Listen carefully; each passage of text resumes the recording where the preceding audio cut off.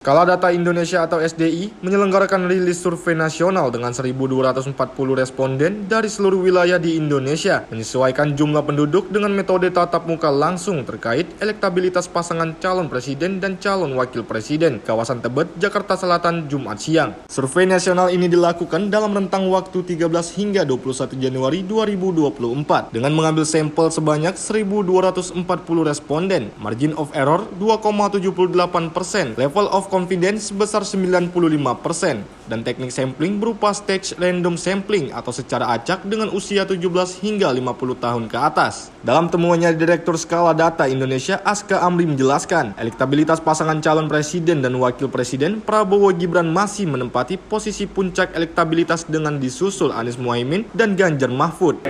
Kalau untuk elektabilitas capres dan cawapres, berdasarkan hasil riset kami di 34 provinsi di Indonesia, kami menemukan bahwa pasangan Prabowo Subianto dan Gibran Rakabuming Raka memperoleh angka 45,7%. Kemudian juga disusul dengan elektabilitas Anies Rashid Baswedan sebesar 26,7%.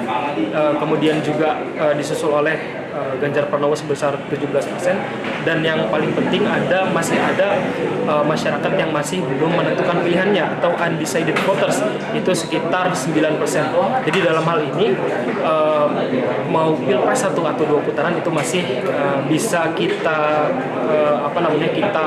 kita baca itu masih dinamis. Jadi kita tidak bisa mengklaim bahwa itu akan 1 putaran atau akan 2 putaran. Tapi kalau melihat data yang kita temukan, itu kemungkinan 2 putaran.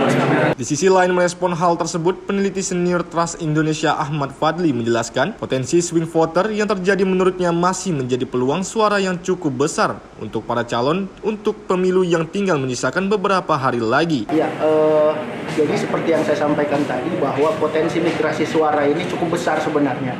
Yang pertama, kalau kita lihat hasil survei, tidak hanya tadi yang dipaparkan oleh Skala Data Indonesia, potensi migrasi suara itu yang pertama adalah pemilih ideologis. Pemilih ideologis ini ternyata rendah ya. Jadi yang banyak itu adalah pemilih non ideologis atau yang saya sebut sebagai pemilih emosional ya. Pemilih emosional itu kan karena dia hanya memilih ketika tergantung dengan situasi lingkungan yang ada hari ini.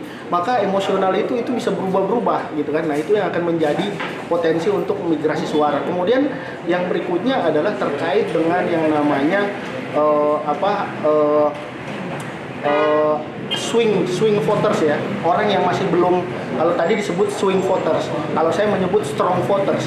Ternyata strong voters ini masih cukup rendah ya, yang merasa mantap, sementara masih ada yang tidak mantap dan malu-malu. Nah, ini yang berpotensi untuk tadi menjadi sebuah pergeseran pemigrasi suara.